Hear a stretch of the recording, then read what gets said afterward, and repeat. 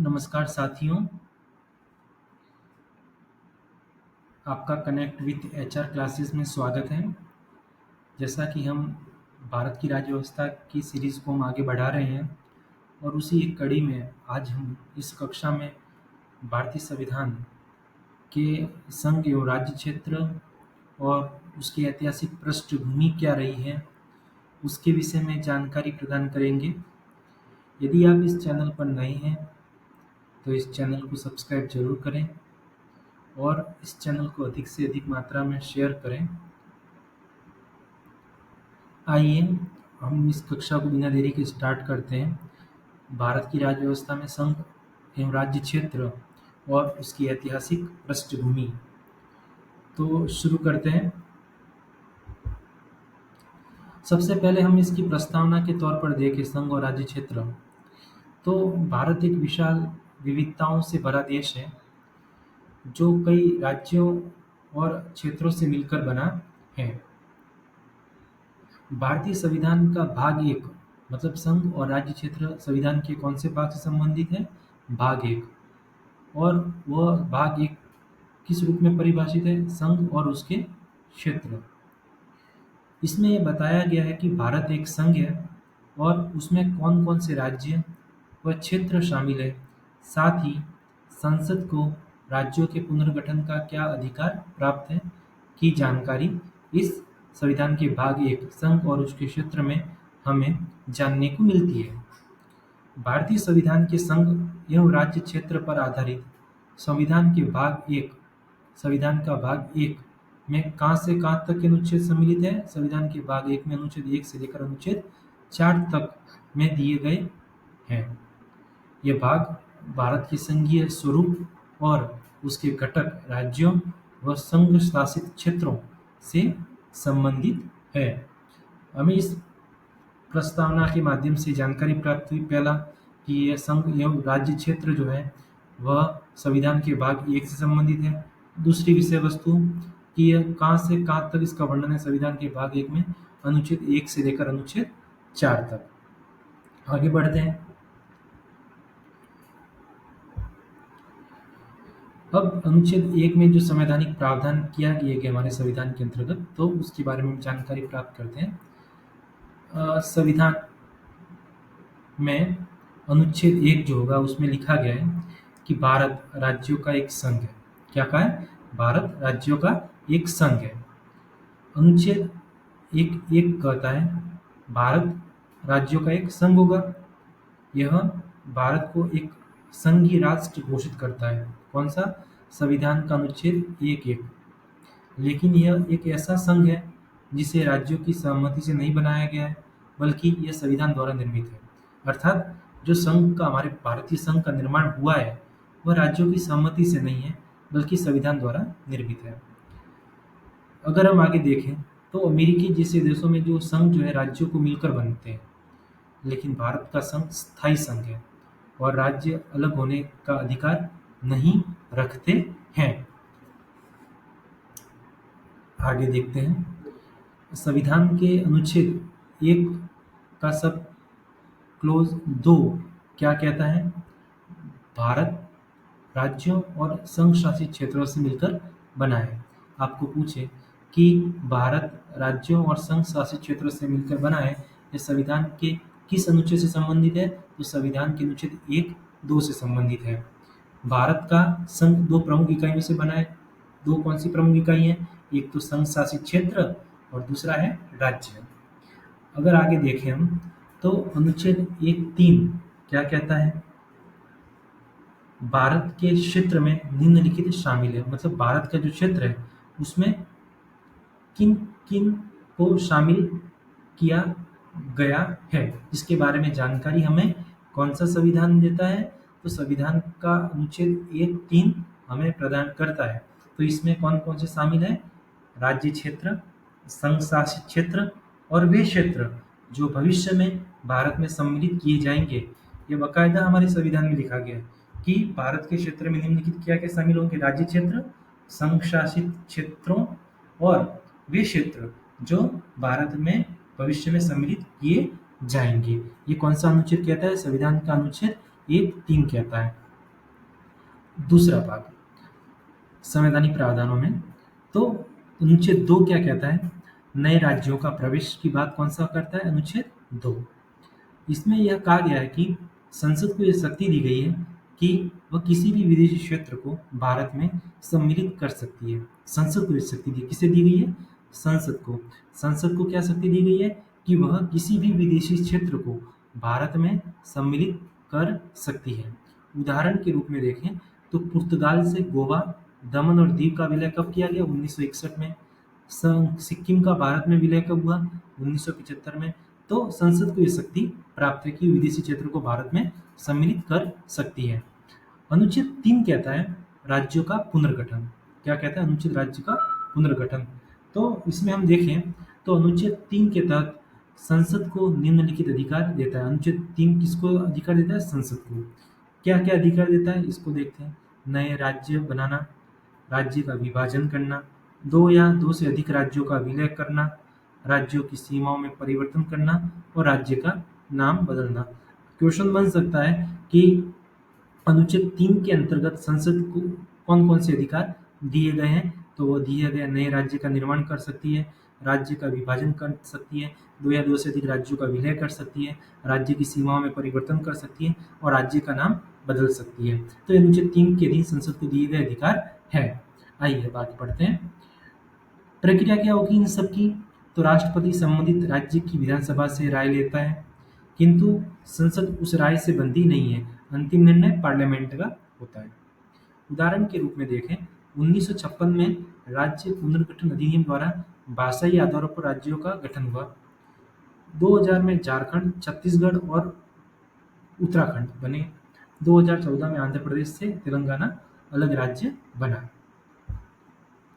अनुच्छेद 4 क्या कहता है? अनुच्छेद 4 कहता है संविधान संशोधन की आवश्यकता नहीं। मतलब कौन से संविधान संशोधन की आवश्यकता नहीं? तो इसको हम पढ़ते हैं।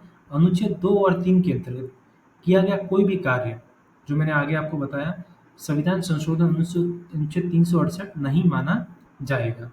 ये ध्यान रखना है कि अनुच्छेद 2 और 3 के अंतर्गत किया गया कोई भी कार्य होगा वो संविधान संशोधन नहीं माना जाएगा। संविधान संशोधन में कौन सा अनुच्छेद के बारे में बात करता है? 368।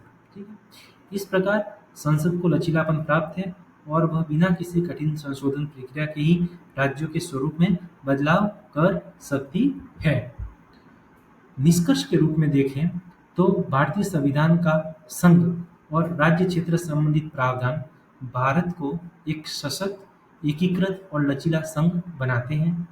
संविधान निर्माताओं ने इस बात का विशेष ध्यान रखा कि भारत जैसे विविधतापूर्ण देश में राज्यों को पर्याप्त स्वायत्तता दी जाए, किंतु राष्ट्रीय एकता और अखंडता भी सुरक्षित रहे।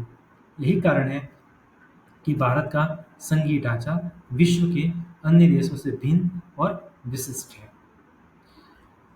हमने अनुच्छेद 1 को पढ़ा, अनुच्छेद 2 को पढ़ा, अनुच्छेद 3 को पढ़ा, अनुच्छेद 4 को पढ़ा।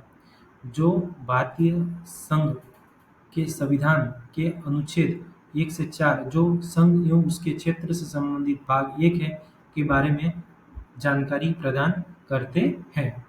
अब हम इसके ऐतिहासिक विकास क्रम की ओर बात करें तो ब्रिटिश काल में भारत का जो प्रशासनिक ढांचा 1858 से 1947, जब 1857 की क्रांति हुई तो क्रांति के पश्चात जो है भारत के पहले वाइसराय कौन बने? Lord Canning. और तब से लेकर 1947 तक जब राजा के अधीन, ब्रिटिश राज के अधीन भारतीय प्रांत और देसी रियासतों को शामिल किया गया, तो उसमें 1858 के बाद भारत जो था ब्रिटिश राज के अधीन आ गया था। इसे ब्रिटिश भारत और देसी रियासतों में बांटा गया था। देसी रियासतें ब्रिटिश सम्राट के अधीनता में थी, लेकिन कुछ आंतरिक स्वायत्तता रखती थी। उसके बाद भारत स्वतंत्रता अधिनियम 1947 क्या कहता है? भारत का विभाजन भारत और पाकिस्तान में हुआ। ब्रिटिश भारत की प्रांतों को भारत और पाकिस्तान में बांट दिया गया। किस अधिनियम के तहत? 1947 के अधिनियम के तहत। देसी रियासतों को छूट दी गई थी कि वे या तो भारत में शामिल हो जाए या पाकिस्तान में शामिल हो जाए या स्वतंत्र रहे। उनके पास 3 ऑप्शन थे, या तो इंडिया के साथ जुड़े या पाकिस्तान के साथ जुड़े या स्वतंत्र रहे। 562 रियासतों में से अधिकांशों ने भारत में विलय स्वीकार किया, जिनमें से कई को बाद में नए राज्यों में मिलाया गया। ये 1947 के बारे में जानकारी। उसके बाद संविधान निर्माण एवं प्रारंभिक संघीय ढांचा 1949 से 1950। संविधान सभा द्वारा 26 नवंबर 1949 को संविधान अंगीकृत किया गया और 26 जनवरी 1950 से लागू हुआ, ये हम जानते हैं। अनुच्छेद 1 के अनुसार भारत राज्यों का एक संघ होगा, जो हमने आगे पढ़ा। इसमें 3 श्रेणियां थी: भाग 1 राज्य, भाग बी राज्य, भाग सी और भाग डी। भाग ए की जो श्रेणियां थी उसमें राज्य शामिल थे ब्रिटिश भारत के पूर्व प्रांत। भाग बी राज्य में शामिल थे पूर्वी देशी रियासतों का समूह राज्य संघ के रूप में। भाग सी राज्य में शामिल थे कुछ छोटे प्रांत और रियासतें, और भाग डी में अंडमान और निकोबार द्वीप समूह थे। कुल मिलाकर हम बात करें 1950 में, तो भारत में 27 राज्य और 9 केंद्र शासित प्रदेश थे। आंकड़ा पूछा गया नहीं है, लेकिन हमें जानकारी होनी चाहिए कि 1950 में जब संविधान लागू हुआ उस समय भारत में 27 राज्य और 9 केंद्र शासित प्रदेश थे। श्रेणियां राज्यों की 4 थी: A B C D. D में अंडमान निकोबार था, ए में ब्रिटिश भारत के पूर्व प्रांत, बी में तो थे पूर्वी देशी रियासतों का समूह था, और भाग सी में कुछ छोटे प्रांत और रियासतें शामिल थी। चौथा महत्वपूर्ण ऐतिहासिक क्रम में देखा जाए, राज्य पुनर्गठन आंदोलन और भाषाई मांग जो थी 1953 से 1956 के बीच चली। भाषाई आधारों पर राज्यों की मांग, तो उसमें हम पहला देखते हैं तो आंध्र प्रदेश पहला राज्य था जो 1953 में तेलुगु भाषी क्षेत्र के आधार पर बनाया गया, किससे? मद्रास से अलग होकर। इसके बाद विभिन्न क्षेत्रों में भाषाई आधार पर राज्यों की मांग बढ़ने लगी। फिर हम देखते हैं राज्य पुनर्गठन आयोग 1953, अध्यक्ष इसके थे फजल अली। अनुशंसा इसने किया कि राज्यों का पुनर्गठन भाषाई और प्रशासनिक सुविधा के आधार पर हो। इसके बाद राज्य पुनर्गठन अधिनियम 1956 आता है, जो 1 नवंबर 1956 को लागू हुआ। इसने ABCD वर्ग जो मैंने आपको आगे बताया उस वर्गीकरण को उन्होंने समाप्त किया। भारत को 14 राज्य और 6 केंद्र शासित प्रदेशों में विभाजित किया। आपसे क्वेश्चन पूछे कि राज्य पुनर्गठन अधिनियम 1956 के तहत 14 राज्य और 6 केंद्र शासित प्रदेशों में विभाजित किया गया था। 1 नवंबर 1956 को ये लागू हुआ। ABCD का जो राज्य का वर्गीकरण था उसको समाप्त किया। आगे देखते हैं नवीन राज्यों का निर्माण 1956 के जो बाद हुआ उसका विवरण आपके सामने सारणी में दर्शाया गया है। 1960 महाराष्ट्र, गुजरात, बम्बई राज्य को भाषाई आधार पर विभाजित किया।